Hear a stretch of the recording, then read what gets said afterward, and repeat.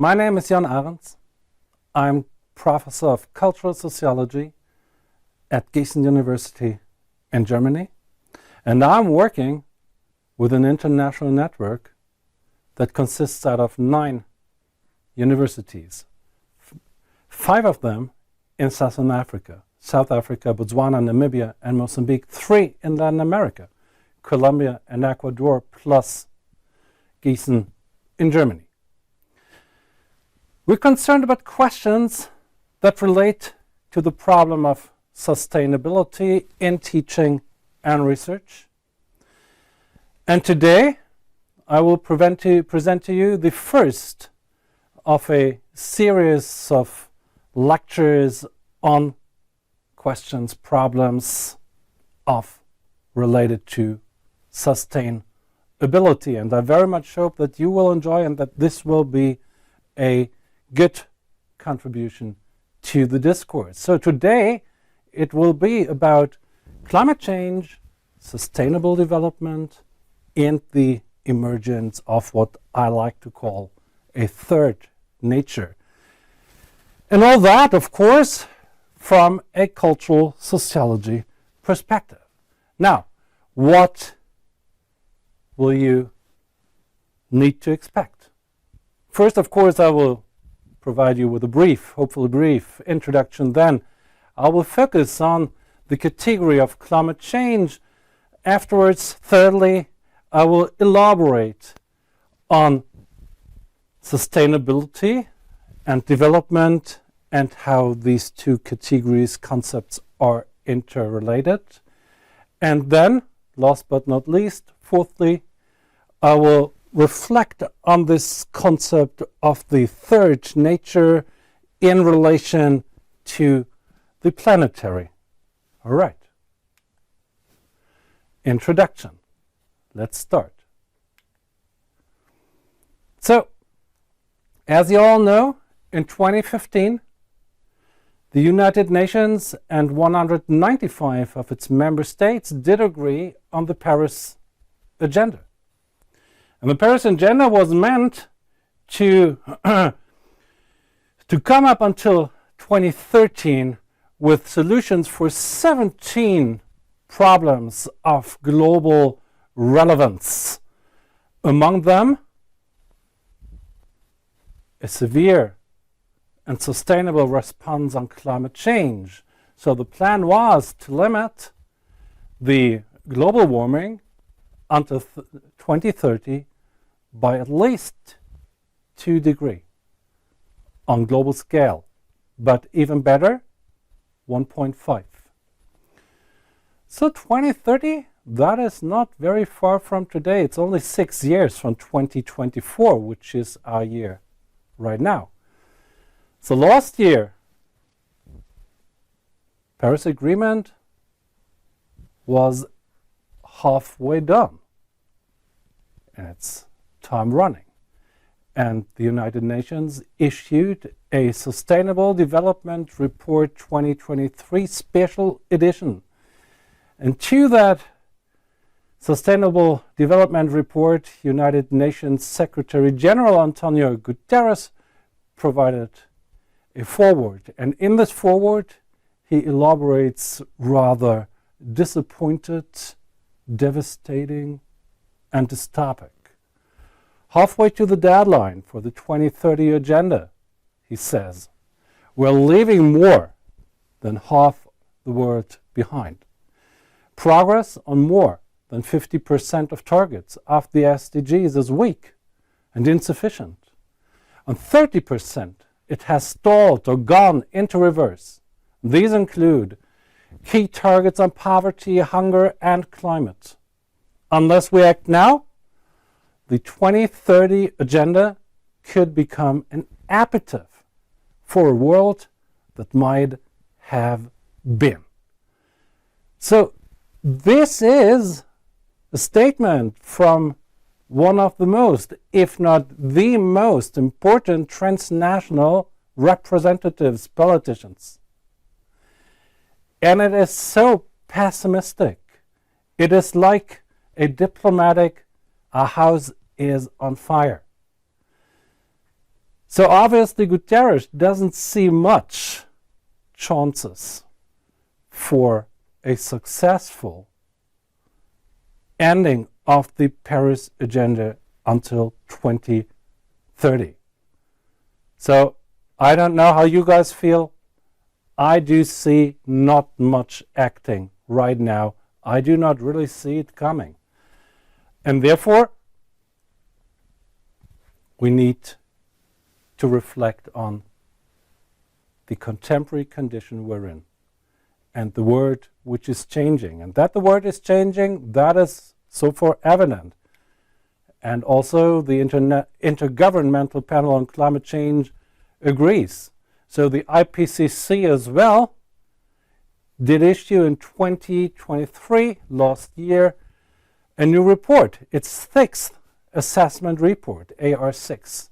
And in this report, they state, increasing weather and climate extreme events have exposed millions of people to acute food insecurity and reduced water security, with the largest impacts observed in many locations and or communities in Africa, Asia, Central and South America, least developed countries, small islands, and the Arctic.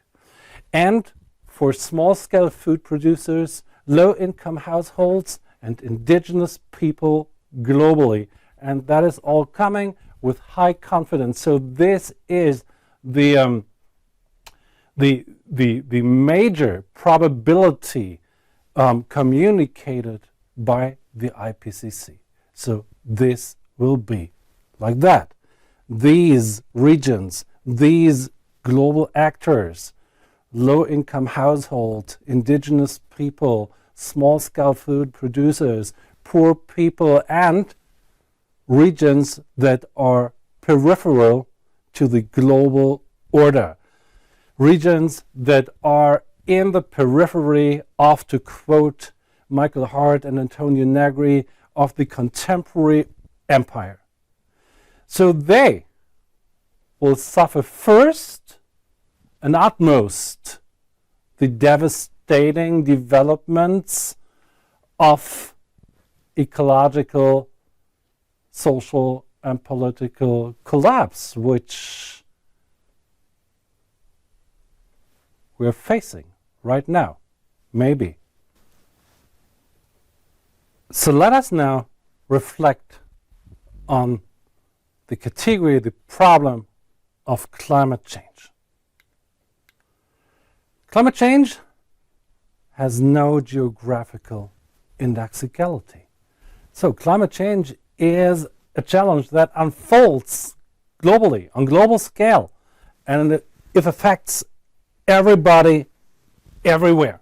So no place on Earth will be spared by the impact and impacts of climate change. So that makes that we could insinuate that climate change would be a driver for a sort of global equity, of universal equity, right? Because everybody is affected likewise. We're all suffering of climate change. Our existence is threatened by climate change, no matter who we are and where we do reside. So in this far, climate change unfolds as a planetary challenge. But then again, and the United Nations General Secretary and the IPCC have made that pretty clear already, I guess. Then again, climate change is coming, is emerging and unfolding as a phenomenon of radical inequity. Because, yes, it is a challenge to the global condition, but not in the same ways in every place. So, there are regions in the world that are hit first and that are hit harder. And these regions are not always, and in most cases they're not, those regions that did cause climate change by greenhouse gas emissions, by a radical industrialization process that unfolded since the 19th century. On the contrary, the regions where climate change unfolds most so far are exactly those global peripheries mentioned by the IPCC, as I quoted before. It is the global peripheries of a global world order of inequity. So, the responsibilities for climate change on the one hand and the affectedness by climate change on the other do by far not match. There's an enormous difference between being responsible and being affected.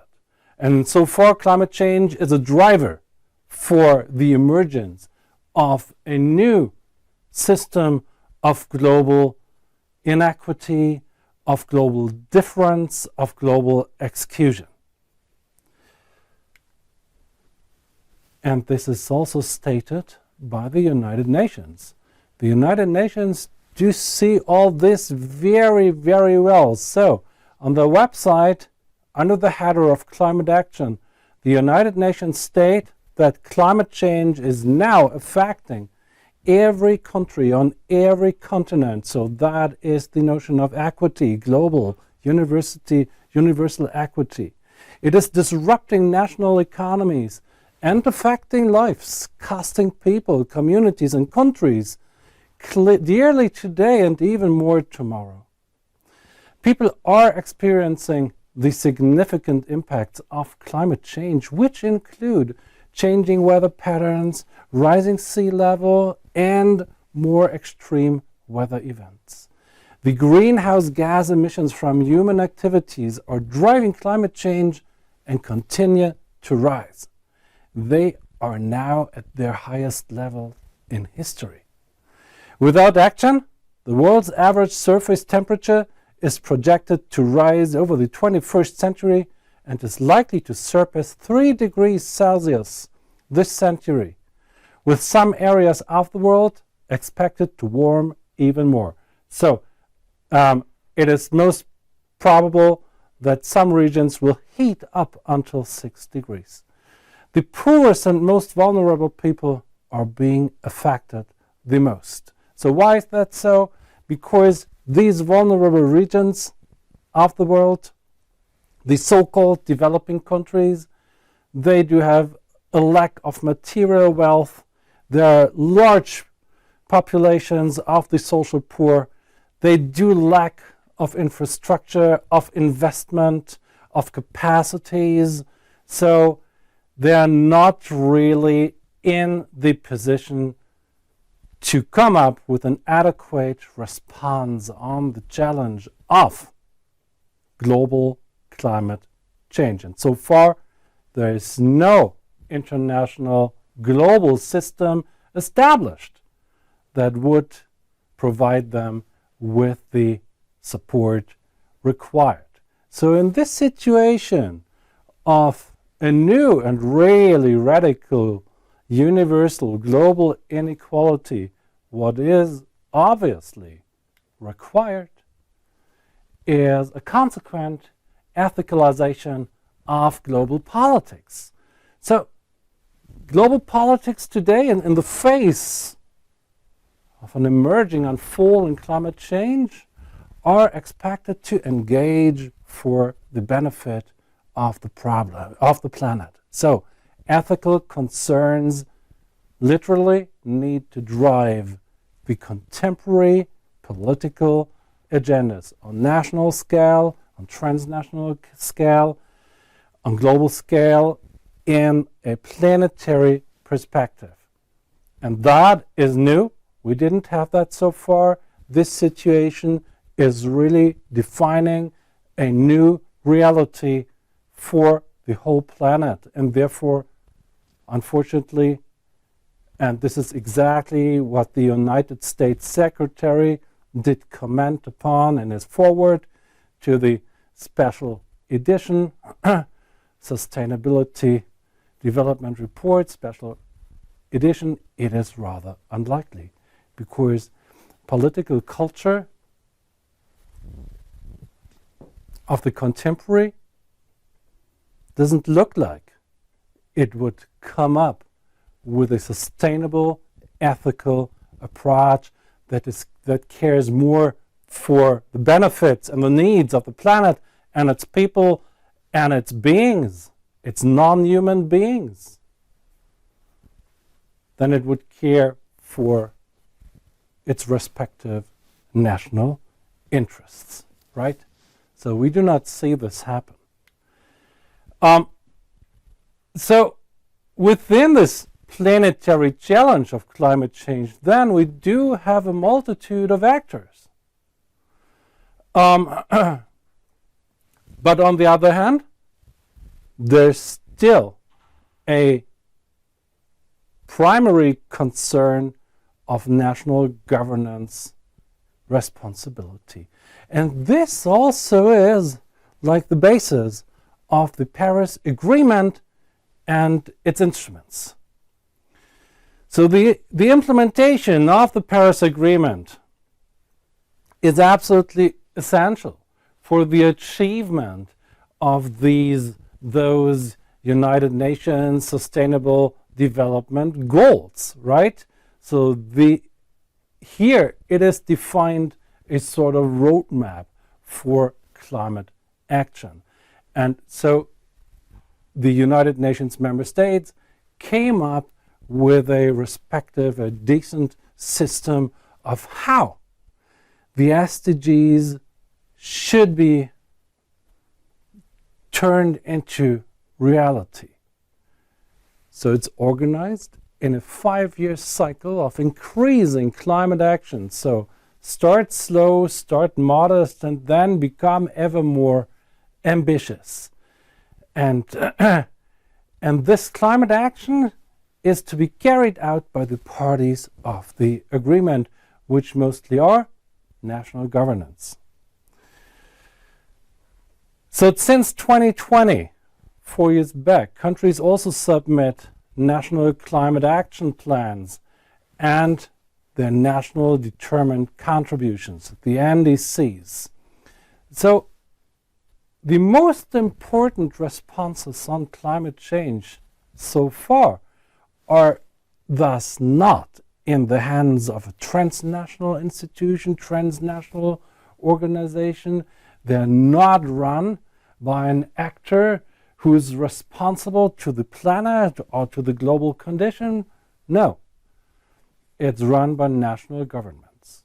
So in fact, the Paris Agenda has only been a detour for a sort of re-nationalization of the planetary dimension of that very challenge of climate change. So they started to build something new, a transnational response, a system of planetary responsibility, and they ended up in a very classic understanding of national governance, right? So this then leads us to a reflection on the notion of sustainability and its relatedness to the concept and the concern of development. Sustainability is a concept which is barely defined. The United Nations World Commission on Environment and Development, run by former Norwegian Prime Minister Gro Harlem Brundtland, did issue its final report, Our Common Future, in 1987. This is almost 40 years back. And in that report, they provided a definition of and for sustainability, which is still valid, which people, scholars, academics worldwide do still refer to. So there hasn't been much conceptual theoretical development since 1987. 1987. Whenever you need to elaborate on sustainability, you do refer to the Brundtland report. And that goes like this. Sustainable development is development that meets the needs of the present without compromising the ability of future generations to meet their own needs. It contains within it two key concepts. The concept of needs, in particular the essential needs of the world's poor, to which overriding priority should be given, and the idea of limitations imposed by the state of technology and social organization on the environment's ability to meet present and future needs. So what is important here is that this concept of sustainability is introducing two different focuses. The first is a temporal focus and the other a societal.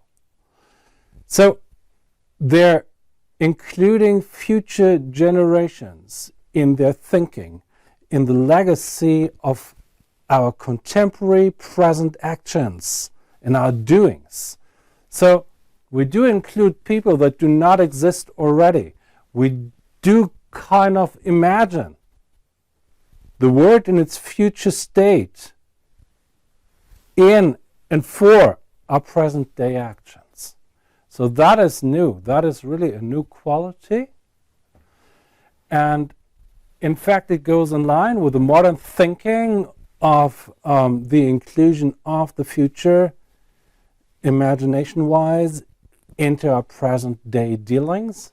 And on the other hand, the concept clearly relates to the problem of the social poor, of poverty on global scale, and it clearly says that this needs to be solved. So from the beginning, sustainability is not just an ecological and environmental problem, but also a social problem, and it very much is a temporal problem, because if the world we live in terminates, if it ends, if this really is, like Antonio Guterres put it, an epitaph on our current existence, then we do have no future anymore.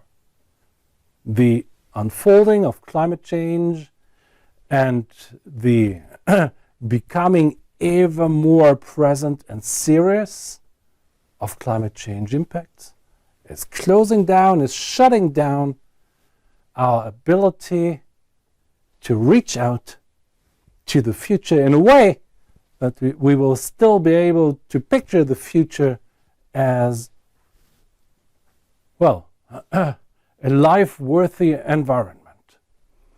So this seems to be quite a good approach, a very decent, a responsible, a reliable approach that cares for the environment, for the planetary condition, and also for the people worldwide. But there has been quite soon criticism of exactly this definition of sustainability. So in 1992, only 5 years after the Brundtland report had been issued, Wolfgang Sachs did edit the seminal development dictionary. And in this development dictionary, which is like the first achievement of the post-development approach in academics, global, and the emergence of an academic global south. In this reader, Gustavo Esteva writes that rather development implies economic colonization of the so-called informal sector in the name of modernization and under the banner of the war on poverty, redeveloping the South involves launching the last and definitive assault against organized resistance to development and the economy. So why is that? Why does he put it that way? So the reason is that his assumption, his argument is that by the concept of sustainability and the implementation of the concept of sustainable development in the sense of modern development, of accumulation, progress, extractivism, is kind of made universal. So now even the lost, resisting niches are being colonized and covered, because now development is even integrating those who have been reluctant, because now we do have like a sort of good development, a development which is just, which seemingly cares for the environment, but the logic of that development is still that same logic of a modernized society, a development that blatantly goes into the future, that only knows one direction, a unilateral development which is driven by capitalist economy. And Estava is protesting against that approach. And Wolfgang Sachs then also adds that the hopes and desires which made the idea fly, the idea of sustainability, are now exhausted. Development has grown obsolete. It has grown obsolete in a global situation in which it turns out that the outcome of modernization is bringing the whole planet at the verge to collapse. So modernization is inherently producing its own threats, its challenges, and possibly its own collapse. Modernization and development do include naturally and almost necessarily the failure. And this is what Sachs and Esteva do say here, that we do not need another development, but that we need to leave the logic of development. And sustainable development, they say, is only a new variation of exactly that development we've been confronted with all the time. So Arturo Escobar as well is commenting exactly on the Brundtland report, Our Common Future, in his seminal book Encountering Development. And there he says, Our Common Future launched to the world the strategy of sustainable development as the great alternative for the end of the century and the beginning of the next.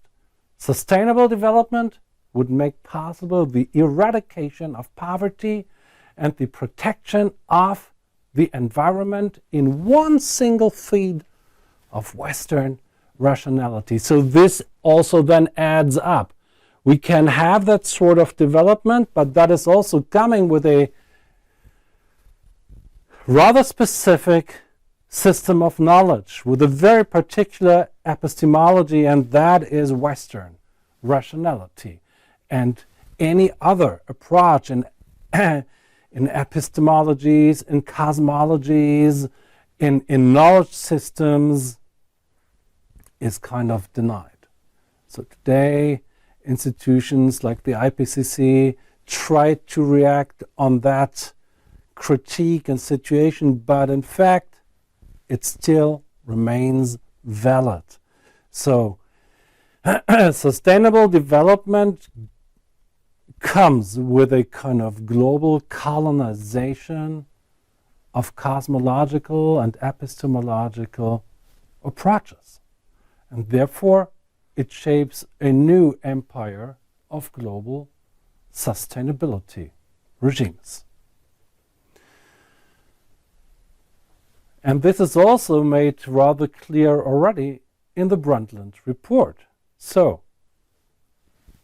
the report states in 1987, the Earth's endowment of species and natural ecosystems will soon be seen as assets to be conserved and managed for the benefit of all humanity. This will necessarily add the challenge of species conservation to the international political agenda. So and that, of course, means that still, even in the logic of sustainable development, of a kind of, in the logic of environmental protection, etc., the environment, nature, is approached as a commodity, as an object of objectification. It's to be managed. It is to be conserved. It is to be treated in a way that is appropriate to us human actors, and we are standing to the background of a Western rationality. So, and therefore, we need to say that sustainable development is obviously and clearly a concept, still a concept for an ongoing development. It doesn't change the logic of development, of progress, of modernization, but it enhances it. And it systematically includes the dimension of ecology and of the environment. And it does so not only as essential parts of development, but as its basis.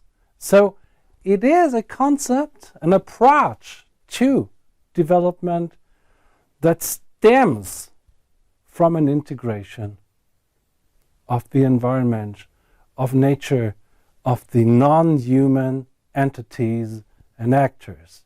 And therefore, in fact, only with the idea and the concept of sustainable development, the idea of development in general is becoming unlimited. This is like a bizarre reality we're in today.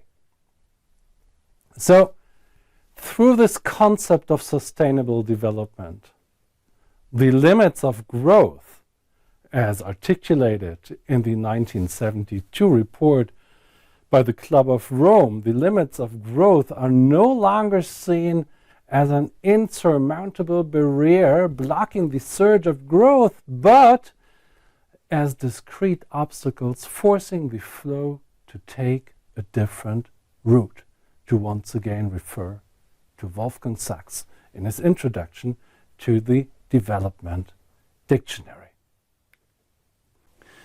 So let us now reflect on third nature and the planetary.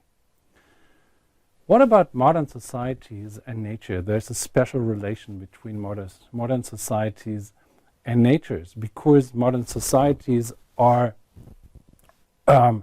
very much based on a distinct bias between nature on the one hand and the social sphere on the other. They do not think of a connection, they do think of a clear separation. Modern societies do regard nature as a mere resource for domination, for exploitation, and on this they base their processes of sociation. Modernity, we can say, consequently introduces a commodification of nature. Nature here is just seen as an object which is completely to the disposal of the modern individual and its economy, who successfully emancipated from the impositions of nature. So this is the first and most important and everlasting emancipation, the emancipation of man from nature. And by setting himself apart from nature, the human species then is consequently able to unfold radical domination of nature, which is kind of based on an understanding of nature as an object, which is just at their disposal. So, but at the same time, the human species is, of course, also always a part of nature. So, we are living bodies, we are living entities, we are a living nature as human beings. And this is kind of then coming with a sort of ambivalence. So this systematic domination of nature that provides the basis for modern sociation eventually also includes not only the domination of that external nature around us, but also the domination of human nature. So the domination of ourselves, the government of the soul. So that is a consequence of modernity, and therefore of domination in general. There is no modern society without domination, without power, without suppression. So we do need to deal on the one hand with an alienation from nature, which results into its consequent domination. And on the other hand, there is no modern association without a fundamental practice of suppression, even against the fellow human beings. The inequity of societies today, even increased by climate change and the consequences of the Anthropocene, that is all due to this logic of a modern association. So when Max Horkheimer says in The Eclipse of Reason that within the process of its emancipation, the human species shares the fate of the rest of the world. Domination of nature includes the domination of man. He's formulating a kind of essential insight into the logic of modernity and its relation to nature.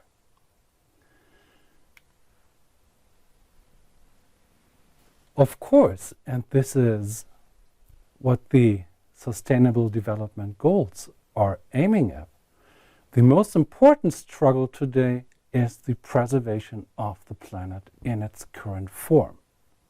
So, and that is then the aim, so that the human species will be able to pursue its current ways of life, right?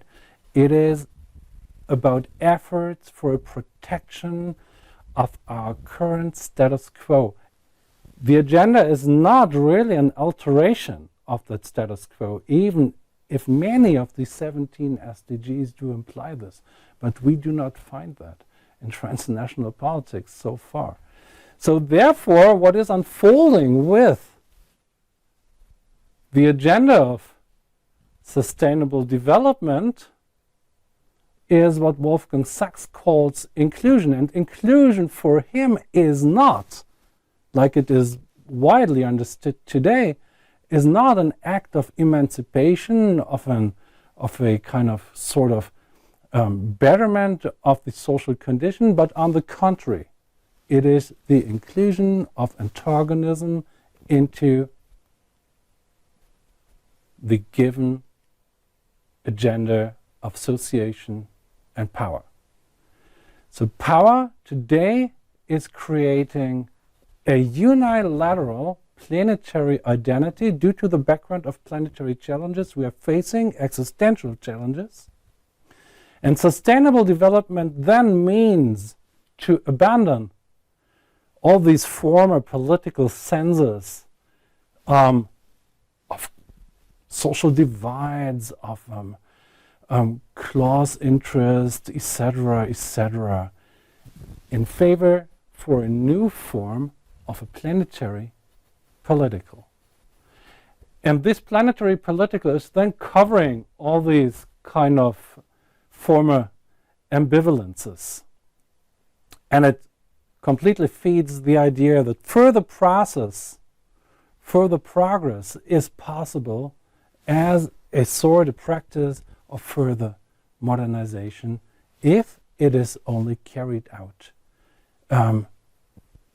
with regard to environmental concerns. So and that means that, and this is the irony of the contemporary, that means that exactly today nature has kind of fully become the object of human concern.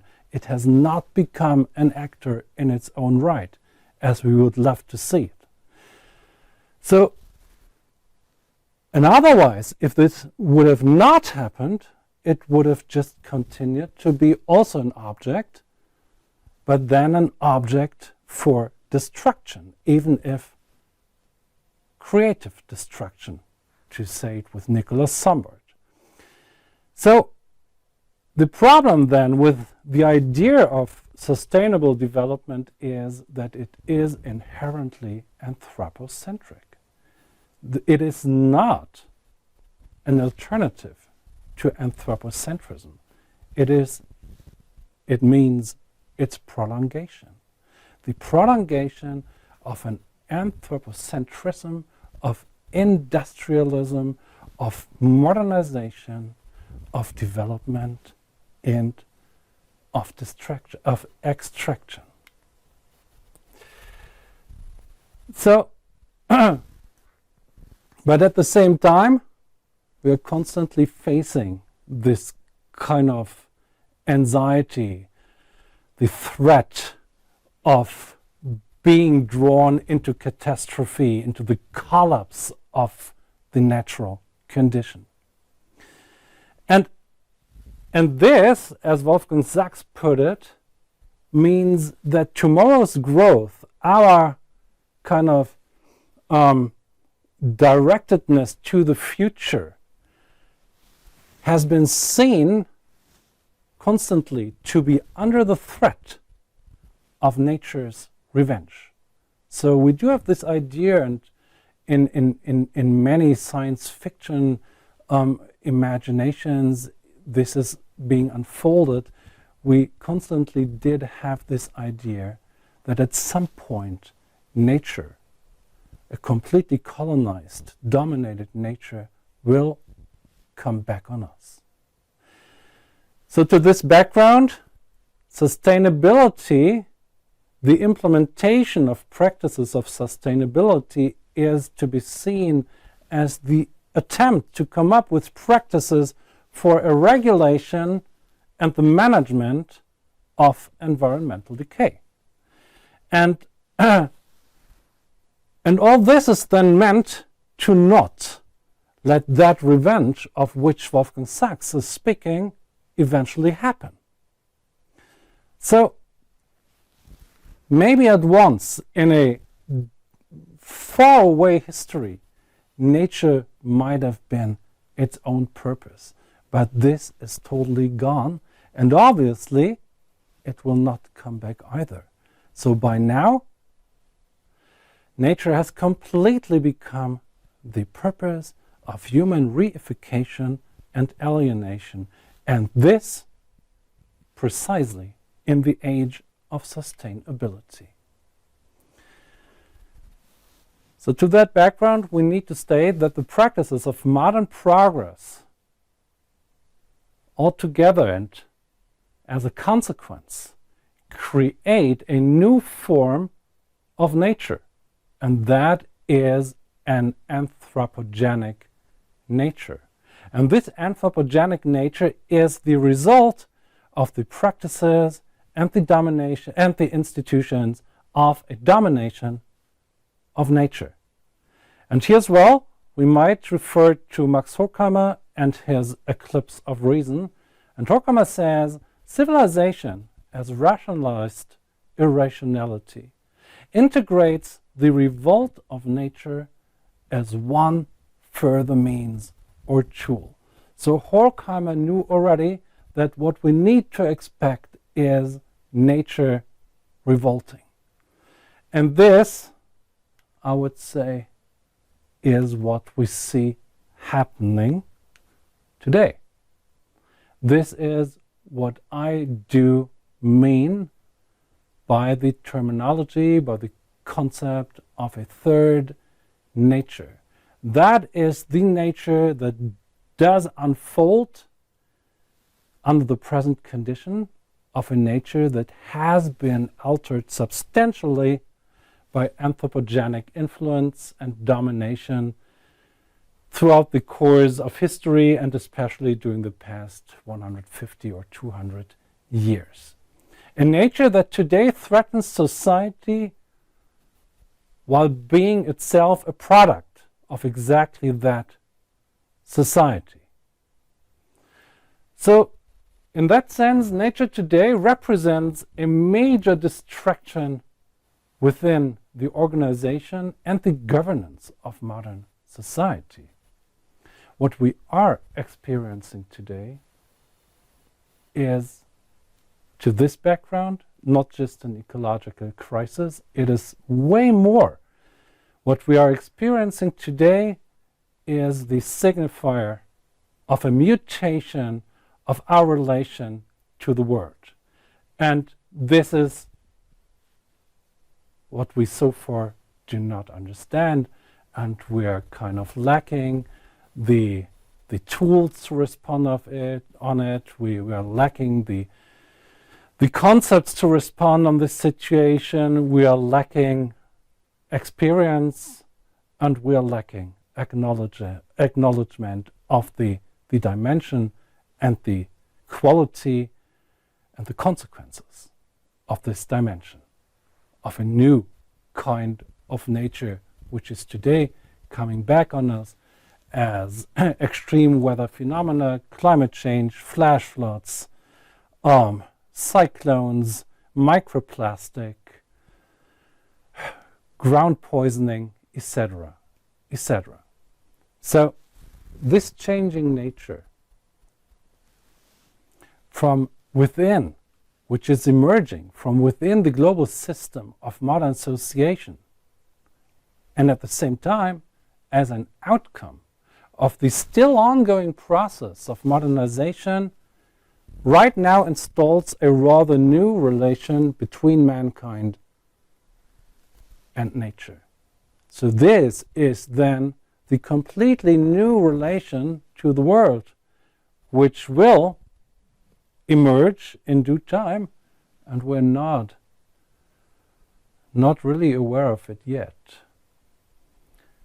So that means, and Hans Jonas, philosopher, said that in 1984 already, that we do need a new imperative. So to Jonas, this imperative has been that a mankind will still be.